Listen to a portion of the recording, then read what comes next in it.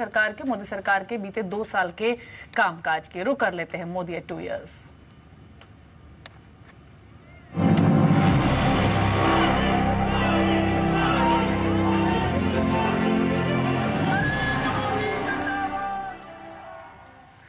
और सुबह से हम अलग अलग कॉर्पोरेट्स का व्यू लेने की कोशिश कर रहे हैं और उनकी सोच जानने की कोशिश कर रहे हैं कि वो मोदी सरकार के 2 साल के कामकाज को कैसे देखते हैं। और अब हमारे साथ एक खास मेहमान मौजूद है, मिस्टर अनूप कुमार मित्तल है, सीएमडी है एनबीसीसी के।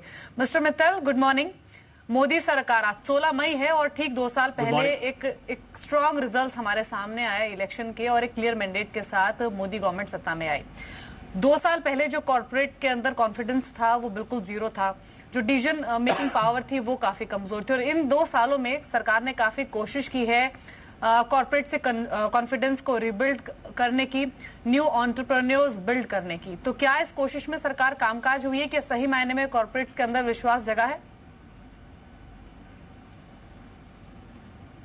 बिल्कुल।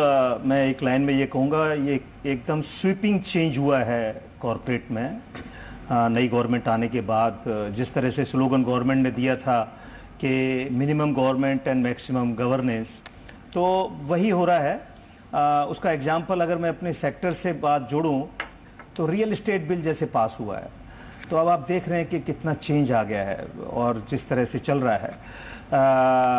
डूइंग इजी बिजनेस के लिए सिंगल विंडो क्लियरेंस की बात करते हैं और एक पल्स जो है वो एकदम पॉजिटिव सेंस दे रही है कॉरपोरेट को, खासकर पीएसयूज जिससे मैं आता हूं, कि सरकार की बड़ी पॉजिटिव सोच है। एब्सोल्युटली। मिस्टर मित्तल, आपने बात की रियल एस्टेट रेगुलेटर्स बिल की और खास तौर पर सिंगल विंडो क्लियरेंसेस की, तो काफी पॉजिटिव कदम आपके हिसाब से मोदी सरकार ने उठाए हैं। आपसे ये जानना चाहेंगे कि on ground reality real estate sector के लिए कितनी बदलती हुई नजर आई है? क्या यहाँ पर आपको डिमांड में एक इम्प्रूवमेंट नजर आ रही है और सेक्टर में रिवाइवल एक नजर आ रहा है? देखिए, शुरुआत में तो 1 साल या 6 महीने गवर्नमेंट को लगते हैं, लेकिन पिछले 1 साल से मैं देख रहा हूं कि मिडिल इनकम ग्रुप के लोगों का जो रुझान है रियल एस्टेट में इन्वेस्टर्स का, वो बढ़ा है। और इसका बहुत सीधा सीधा एक संबंध है कि इंटरेस्ट रेट गवर्नमेंट ने हमेशा रिवाइज किए हैं रिड्यूस साइड पर, कम करने के तौर पर। तो उसकी वजह से रियल एस्टेट के अंदर बहुत कॉन्फिडेंस है और वो अभी पिछले 8-10 महीने में बढ़ता जा रहा है। जी मिस्टर मित्तल, बिल्कुल। इनफैक्ट एक फैक्ट ये भी है कि लो कॉस्ट हाउसिंग हो, इजी फाइनेंसिंग हो या फिर जो भी रियल एस्टेट रिफॉर्म्स लिए गए हैं जिसका आपने भी जिक्र किया, उसके तहत एक कॉन्फिडेंस रीबिल्ड करने की कोशिश जरूर की गई है, कई कदम भी उठाए गए हैं। लेकिन क्या आपको लग रहा है कि इन कदमों के बाद जो जेन्युइन बायर हैं वो वापस आ रहे हैं मार्केट की ओर? क्योंकि हमने देखा था कि 2 साल पहले बीते कई सालों से इनफैक्ट जो जेन्युइन बायर्स थे उनकी काफी कमी थी, वो देख ही नहीं रहे थे रियल एस्टेट पैक की तरफ। तो क्या जेन्युइन बायर की ओर से डिमांड आनी शुरू हुई है रियल एस्टेट में? देखिए, जो अभी डिमांड आ रही है वो सारी की सारी जेन्युइन बायर से आ रही है।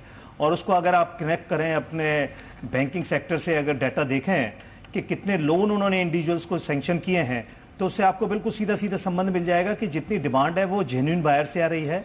और वो रियल एस्टेट के लिए सबसे बड़ा अच्छा कदम है और बड़ी एक पॉजिटिव डायरेक्शन में जा रहा है कि जब जेन्युइन बायर आता है मार्केट में तभी जाके मार्केट उठती है। और पिछले 1-1.5 साल में आप देखेंगे तो अगर बैंकिंग सेक्टर से पता करेंगे तो जेन्युइन बायर मैक्सिमम आया इस साल में। जी मिस्टर मित्तल, आपसे ये भी जानना चाहेंगे कि सरकार ने काफी इनोवेटिव कदम भी उठाए हैं, जैसे कि स्मार्ट सिटीज या फिर housing for all, affordable housing, इन सभी पर अब सरकार का फोकस हो चुका है। इंफ्रास्ट्रक्चर सेक्टर में जितने निवेश किया जा रहा है सरकार की ओर से, जितना एक्सपेंडिचर बढ़ता हुआ नजर आ रहा है, वो भी एक पॉजिटिव कदम है। इन सभी के मद्देनजर आपकी कंपनी में कितना बेनिफिट आगे जाते हुए आ सकता है इन सभी स्कीम्स के तहत?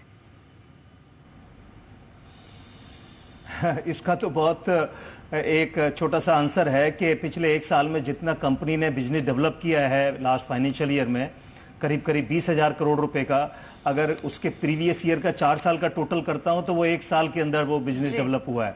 तो इससे सीधा सीधा संबंध आपको पता पड़ता है कि कितना पॉजिटिव कदम का किसी भी इंफ्रास्ट्रक्चर कंपनी को फायदा हुआ है। तो हमें एनबीसीसी को सारी स्कीमों से, चाहे वो अफोर्डेबल हाउसिंग है, हाउसिंग फॉर ऑल है, अमृत स्कीम है, स्वच्छ भारत है और रीडेवलपमेंट के प्रोजेक्ट्स हैं, उन सबसे बहुत लाभ हुआ है। जी चलिए, शुक्रिया मिस्टर मित्तल, समय दिया आपने जी बिजनेस को और मोदी सरकार के कामकाज पर आपने व्यूज रखे। आज अर्निंग्स भी आने हैं एनबीसीसी के, नजर में रहेगा ये स्टॉक आज दिन भर भी।